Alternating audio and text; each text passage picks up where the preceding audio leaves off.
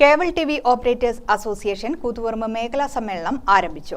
KCCL chairman K Govindan ഉദ്ഘാടനം ചെയ്തു. Koothuparamba vintage റെസിഡൻസിയിലാണ് സമ്മേളനം നടക്കുന്നത്.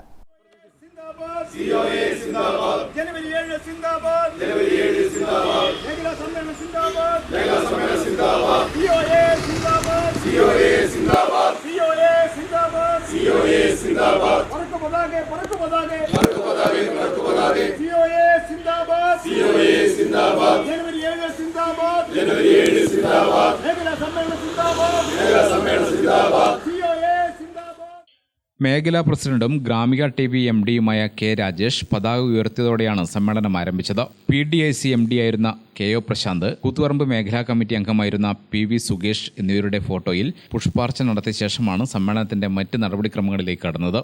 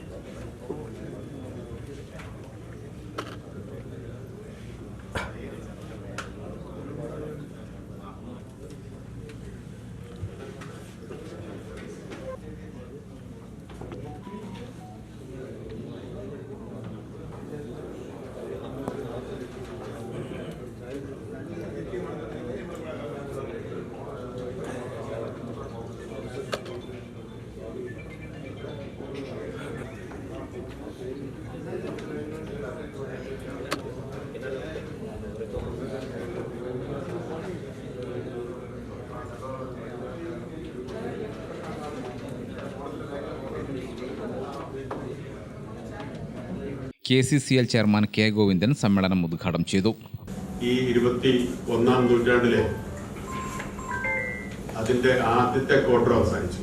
25 വർഷങ്ങൾ അവസാനിച്ചു. പുതിയ ക്വാർട്ടറിലേക്ക് പ്രവേശിക്കുകയാണ്.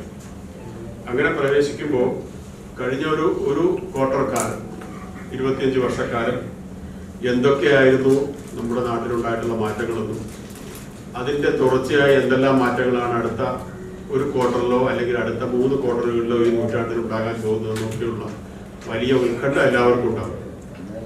കാരണം അതിന് തൊട്ടു മുമ്പുള്ള നൂറ്റാണ്ടിൽ ജനിച്ച ആളുകളാണ് ഇവിടെ ഇരിക്കുന്നത് ഏറിയ വന്നത്.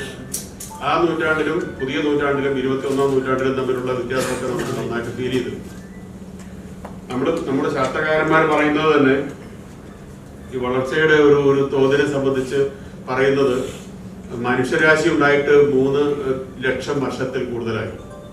കെ രാജേഷ് അധ്യക്ഷനായി. M ഹരീഷ് അനുശോചന പ്രമേയം അവതരിപ്പിച്ചു.